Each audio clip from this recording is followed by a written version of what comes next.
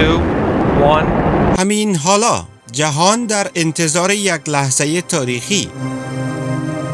بعد از 50 سال انسان دوباره در سیاره ماه قدم می‌گذارد. اما این بار هدف فقط رسیدن نیست، بلکه ماندن در ماه است. بیایید کمی برگردیم عقب. در سال 1969 جهان شاهد یکی از بزرگترین لحظات تاریخ بود. زمانی که نیل آرمسترانگ به عنوان اولین انسان پا روی ماه گذاشت. او جمله‌ای گفت که هنوز هم در تاریخ مانده است. یک گام کوچک برای انسان، اما یک جهش بزرگ برای بشریت.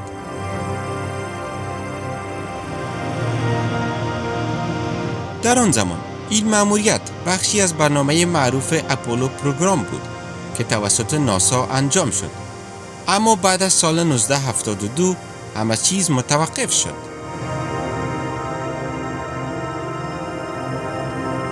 قبل از این که بریم به جزئیات بیشتر این ویدیو، فراموش نکنید که چینل تربوز تیوی را سابسکرایب کنید. ما هر روز با یک برنامه جالب با شما خواهیم بود. خب حالا برمیگردیم به ادامه داستان.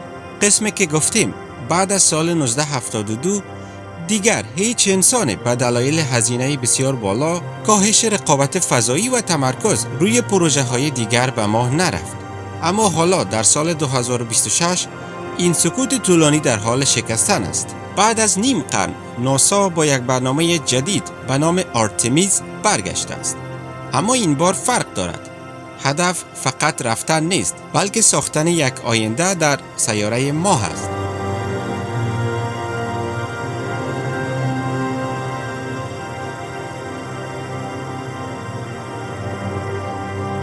بیایید در مورد این مأموریت جدید بیشتر بدانیم.